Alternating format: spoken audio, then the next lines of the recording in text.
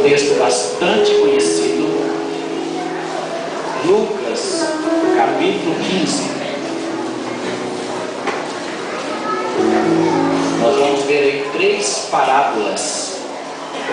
As parábolas da ovelha, da dracma perdida e também do filho pródigo.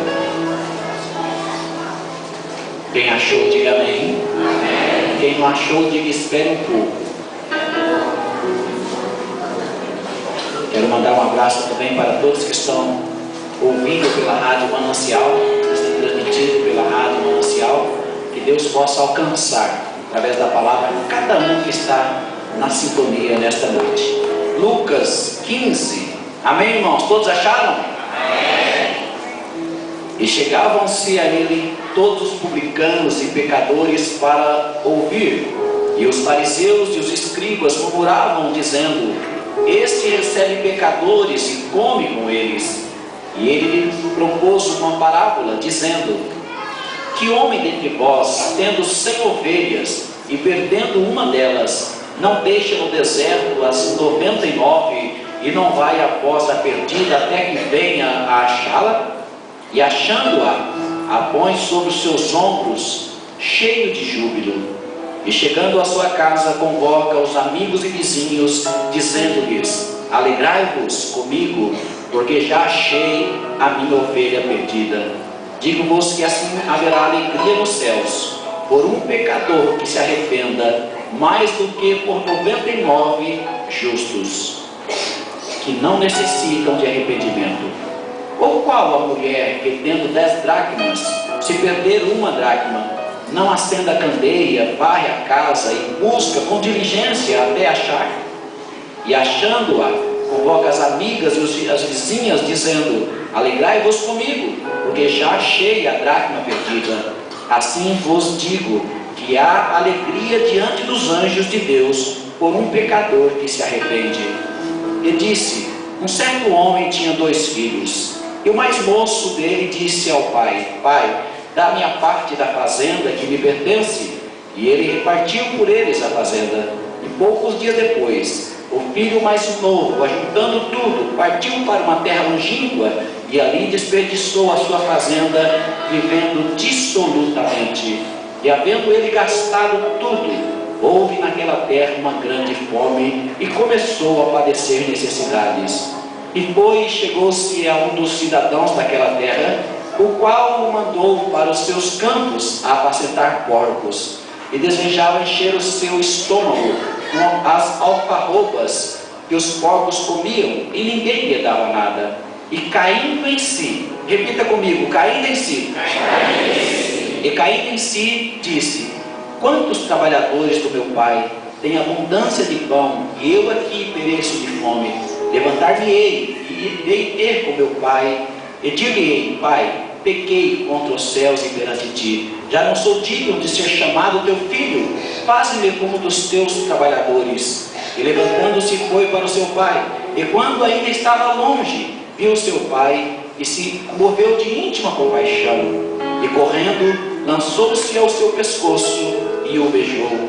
E o filho lhe disse: pai, pequei contra os céus, e perante ti, já não sou digno de ser chamado teu filho. Mas o pai disse aos seus servos: trazei depressa a melhor roupa, e veste-lhe, e ponte-lhe um anel nas mãos e uma sandália nos pés, e trazei o bezerro cevado, e matai-o, e comamos e alegramos, porque este meu filho estava morto e reviveu, tinha-se perdido e foi achado, e começaram a se alegrar.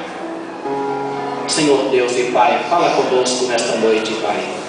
Deus, seja repreendida agora toda inquietação, Pai, tudo que não provém de Ti, de tentar atrapalhar a ministração da Tua palavra, Senhor. Que tenha livre curso a Tua palavra. Abre os ouvidos, tira a sonolência, tira o cansaço, tira a dor agora. Toda dor que porventura o Teu filho possa estar sentindo irá prejudicá-lo de ouvir a Tua palavra. Seja repreendida agora, dor saia, espíritos perturbadores saiam agora, e os Teus filhos estão livres para ouvir a Tua palavra. Amém. Cutuca o teu irmão e fala: não conversa comigo, vou ouvir a palavra de Deus. Amém.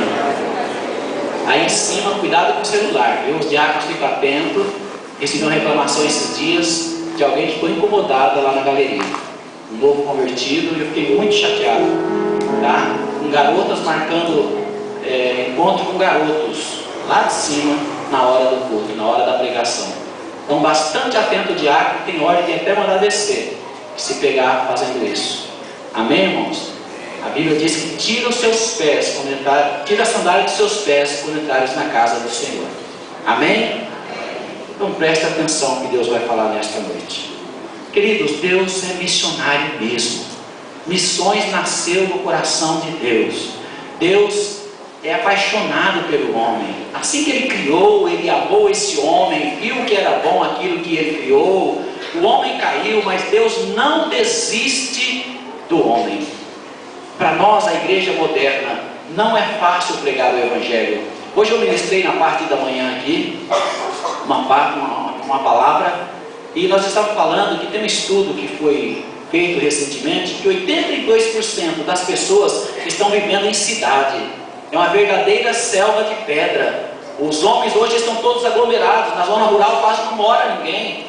E dentro de poucos anos, diz que o mundo será constituído totalmente de cidades. E é muito difícil, diz que nessas cidades tem aglomerado muitas pessoas.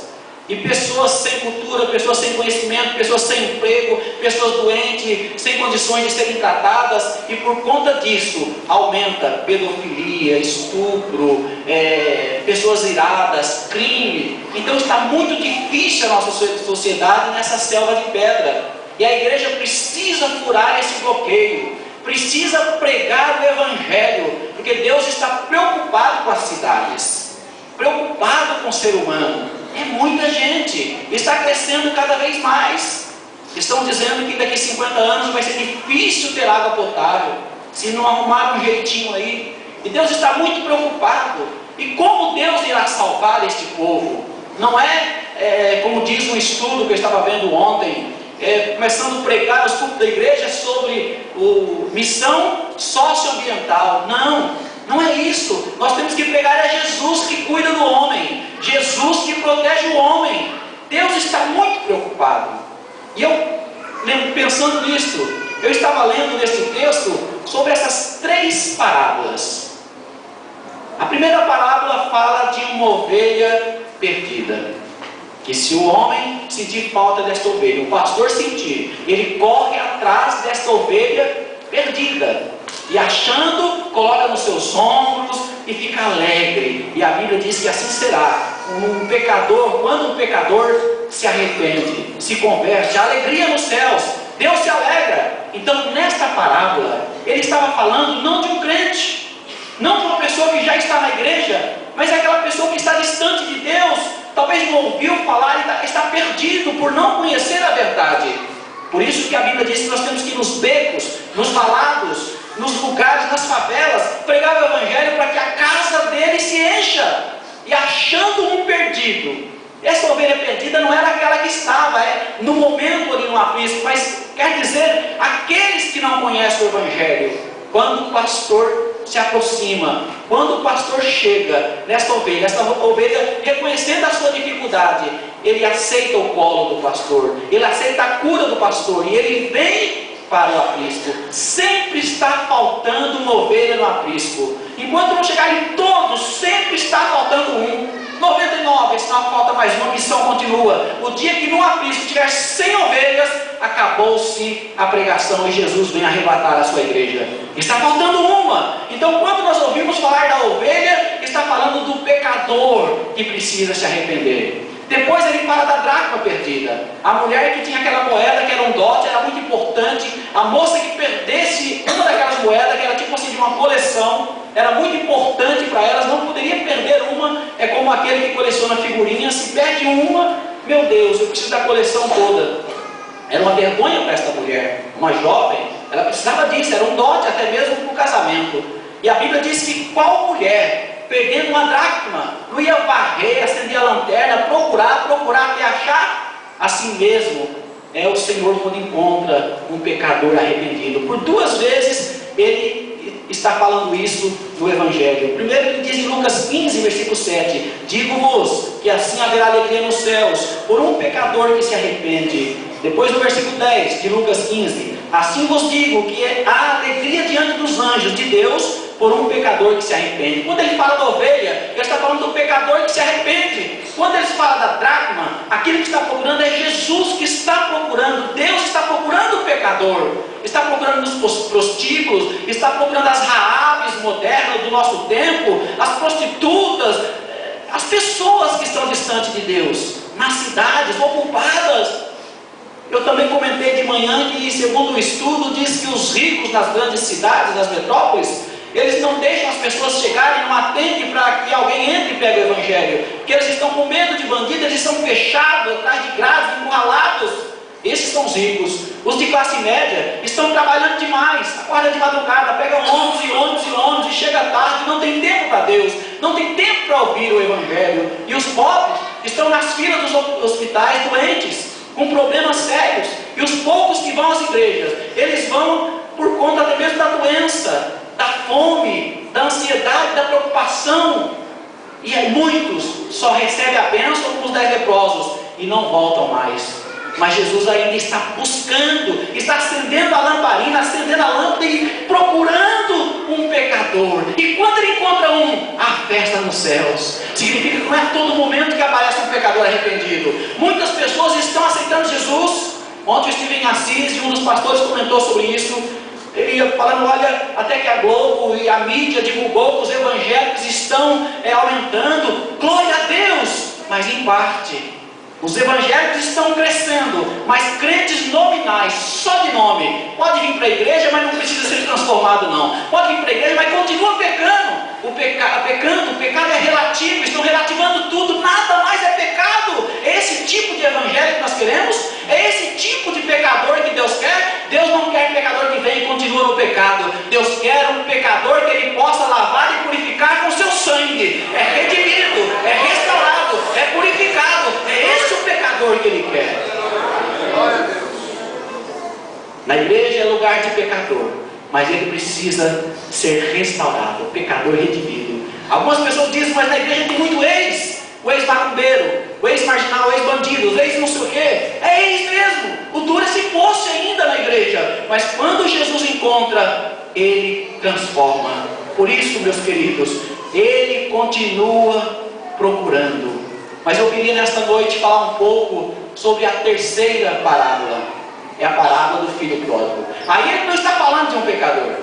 Na parábola do filho pródigo, ele não está falando de uma pessoa que ele foi procurar, não. Ele estava falando de um homem que já aceitou, que estava na casa, que estava tudo bem, tinha direito à herança, vivia com o pai, era filho. Repita comigo, filho. Filho. Ele estava falando com o filho, não era com o pecador.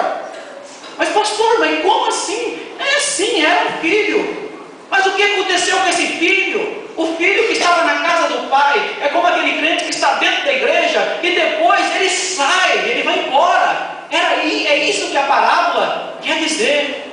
Mas pastor, mas como Deus pode permitir? Deus sendo todo poderoso, Ele conta uma parábola, porque parábola é para dizer uma verdade. A palavra é algo figurado ou uma realidade que se usa para explicar uma verdade. Jesus pegava fatos reais e fazia tipo de uma ilustração para contar uma verdade. E quando ele fala essa parábola do filho pródigo, ele estava dizendo que era filho mesmo. Falou, é como se fosse um filho. Um homem tinha 2 filhos. E aí de repente o mais novo pediu parte da herança. E o pai deu. Mas por que o pai permitiu? Será que o pai não poderia ser mais duro com esse filho? Abrindo um gancho aqui, você vê que os filhos são herança do Senhor. É ou não é? Não é verdade? Mas como os filhos decepcionam? No caso aqui, esse pai ficou extremamente decepcionado. O filho pedirá a herança para ele. E não é diferente, irmãos. Em todos os lugares, os filhos nunca é aquilo que o pai e a mãe querem. Nunca dá e nunca faz do jeito que a mãe quer. Se o pai faz isso, se a mãe fala isso, ele vai ao contrário. É sempre assim. Então Deus já estava explicando uma verdade aqui. Que esse pai, por mais que tinha criado seu filho bem, mas de repente ele pediu a sua herança fora de tempo. Segundo Deuteronômio, lá num dos textos, capítulo 3, versículo 17, vai dizer que o filho teria direito a 30% da herança, mas depois do pai falecer.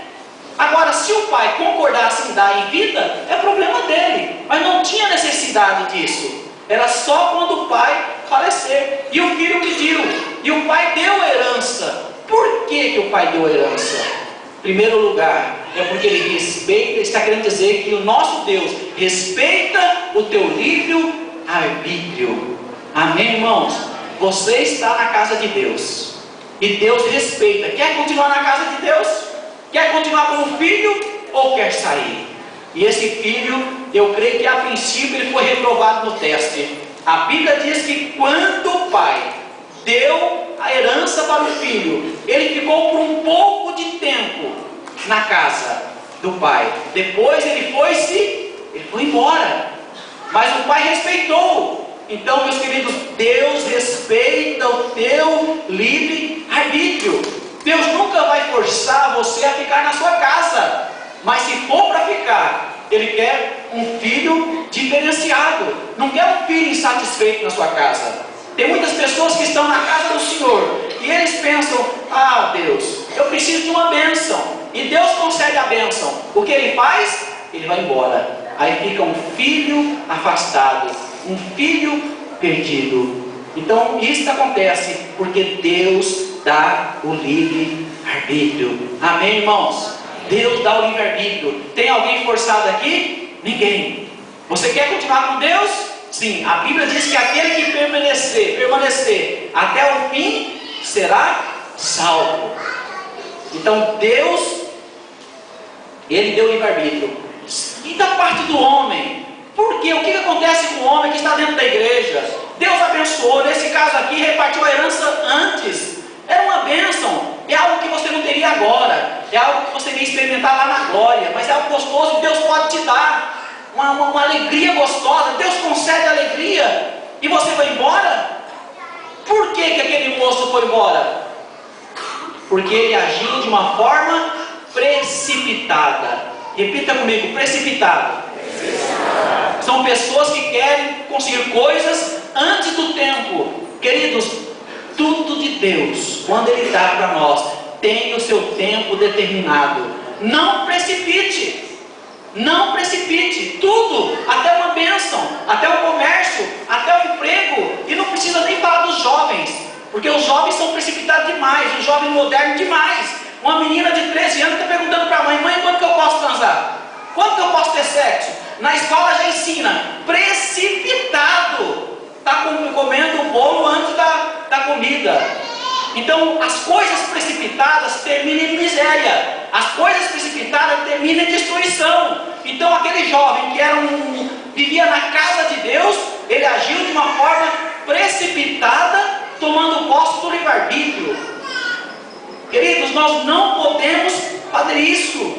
O livre-arbítrio, quando fala arbítrio, é a faculdade de decidir. Faculdade é um direito de decidir. Livre-arbítrio, faculdade de decidir, segundo o dicionário, tá? E faculdade significa o direito de decidir. Ou seja, Deus te dá o direito de decidir. Se você quer fazer isso, ninguém tem nada a ver com a minha vida. Eu vou fazer isso. Pode fazer. Está todo mundo fazendo? Faça. Mas está sendo precipitado. Vira para o teu irmão e fala: não seja precipitado. Não seja. Tudo de Deus vem a seu tempo. Uma certa vez eu estava com vontade de comer uma banana, sabe? Fazia tempo que eu não comia. E comer uma banana, sabe essas bananas maçã? E é gostosinha, mas faz tempo que eu não comi uma banana maçã. Não sei se vocês sabem essa banana maçã pequenininha. E um dia uma estava assim, meio verdinha em cima, não estava muito bom. Minha filha, não está boa não, hein? Eu falei: não, mas vou comer hoje mesmo. Abri, mas o dente ficou tudo assim, ó.